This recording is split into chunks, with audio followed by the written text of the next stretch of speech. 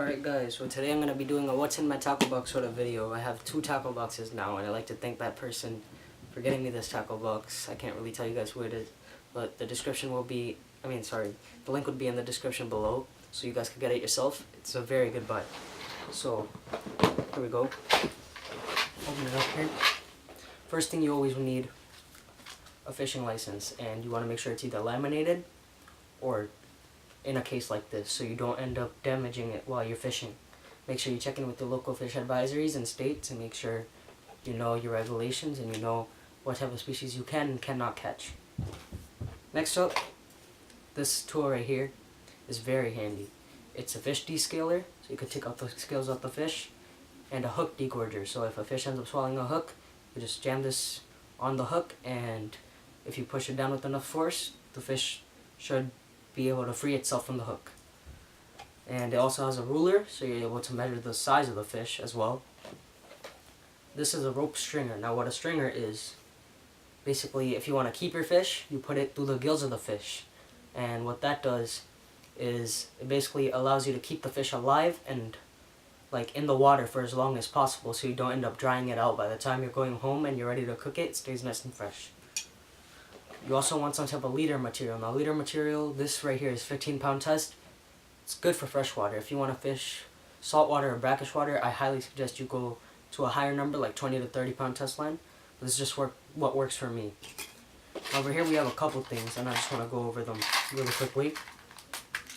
I have 1/8 ounce bullet sinkers. These are very good sinkers. I have what appears to be about a size 2 right there.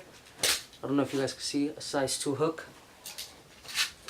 I also have a couple of size 12 micro finesse hooks. And I also have split shots, which are like 1/12 of an ounce about. I'm just estimating. As well as, sorry about that. As well as barrel swivels with safety snaps, so you can attach your leader, a line, or hook, or anything to your main line. So that's that part of my tackle box. Now let's get into the jig heads. I have a couple types of jig heads. I have an 1/8 ounce right here. Okay. I have, now by the way, the 1/8 ounce is unpainted. And I have 2 12-ounce, 1/12 ounce sinkers right here, and they're painted 2 different colors, yellow and pink, right? And I also have a couple of unpainted, several quantities, like 6 or 7 of unpainted 1/16 jig heads. These are a bit smaller. And why do the jig heads come in handy? For soft plastics, which I'm about to show you right now. So I have tubes. Now tubes are supposed to imitate bugs in the water. I have 2 types. I have a freshwater tube and a saltwater tube. Freshwater is nice and red, has this color to it, will attract largemouth and smallmouth. Sort of represents a type of bug. Saltwater, this represents some type of squid or dying crustacean. And my next bait is the fluke. Now I have a watermelon colored fluke right here. This will have a nice diving action, right? I also have Mighty Bite grubs. These are tiny grubs.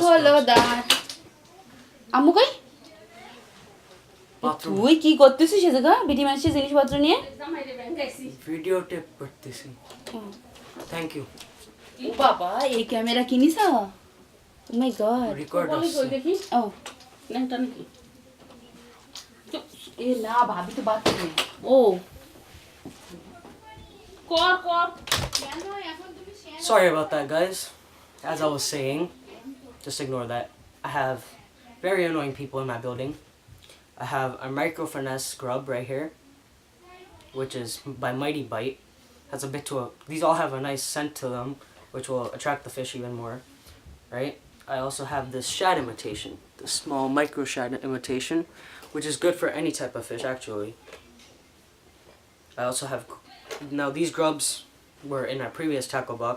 Now we're getting to the parts of the tackle box that I did not have. But before I get into that, actually, let me go to my bucktail jigs. Now bucktail jigs are good for any type of fish. I have 2 different colors. The yellow one is for freshwater, and the white one is for saltwater. Bluefish will go after these types of saltwater jigs, right? Because they have, but you want to make sure you use a wire leader, because they do tend to have very teethy mouths, right? And this will go for any largie or smallmouth bass, as well as chain pickerel, those types of species. Again, you want to make sure any fish with teeth. If you have a doubt that the water that you're fishing has fish with teeth in them, make sure you use steel leader. I also have this spoon here. Has a nice color to it. It's sort of like Coca-Cola, that's how I view it. But it has a nice little metallic luster, which is good for any type of fishing.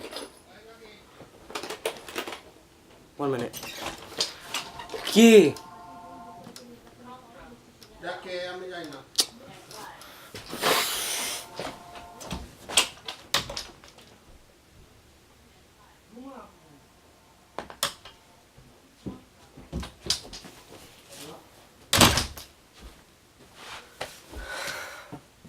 So sorry about that, guys. Going back to what I was doing before my dad was annoying me.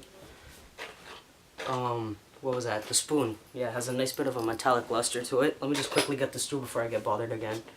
And white grub is primarily good for striped bass or bluefish. Has a nice bit of action to it. These are Mr. Twister lures. Has that wiggly tail. And those are what I imitate some type of dying beetle or some sort in the water, and this would represent a dying sort of leech. And what I found in this box, right, that came with this box, which is like one of my favorites, right, is this right here. This is a nice green glowing grub, right? Has a bit of glitteriness to it, and what I like about it, of course, scented, yeah. So what's great about it is you wanna like fish it right along the bottom of salt water, right? And what tends to stay at the bottom and attack these types of lures is fluke, flounder, striper. And what's best about this is if you look at my other grubs, they're very flimsy, right? But these are really firm, which means that they'll stay on the hook longer. So that's that side of my tackle box. Now let's get onto the bottom. I'll just quickly go over this.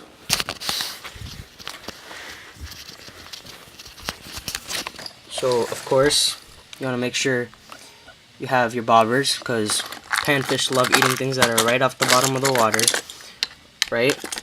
Stick floats, of course, you want to keep those in handy.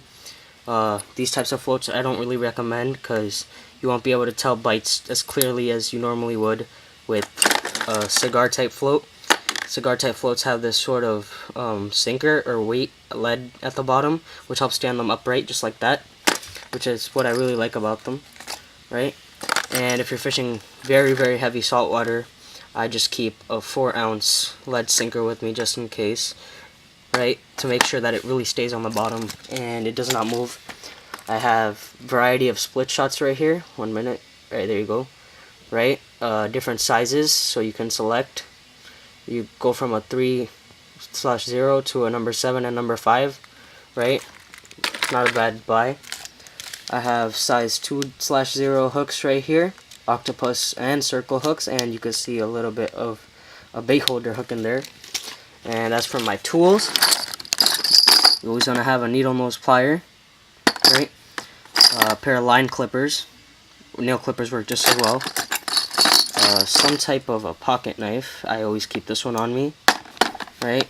Make sure it's nice and sharp. If you don't have a knife sharpener at home, try running it, like pretend this is my sink. Try running it on the side of your sink just like that. I'm not going to do that. This is a very precious box. Alright, so that's for the knife. Same thing with the scissors, right? If your scissors ever end up getting dull, right, just cut into some pieces of aluminum foil and it should be sharpened. And of course bite indicators, so you can stay free of what you're doing. And you could do other tasks as you fish as well, like staying on your phone, because that's what people do nowadays. Lastly, a flashlight to make sure you're able to fish into the night, right? It has both a lamp option and a light option. I've gotten this from a dollar store, it's pretty cheap. And last but not least, I just like to keep some tape. The reason for the tape is so I can basically wrap my rods up at the end of the day when I'm really tired and I just want to get things over with. Tape works the best for me. I don't like using rubber bands or anything because rubber bands too tend to snap. But as for that, that is it. That is my unboxing for my video.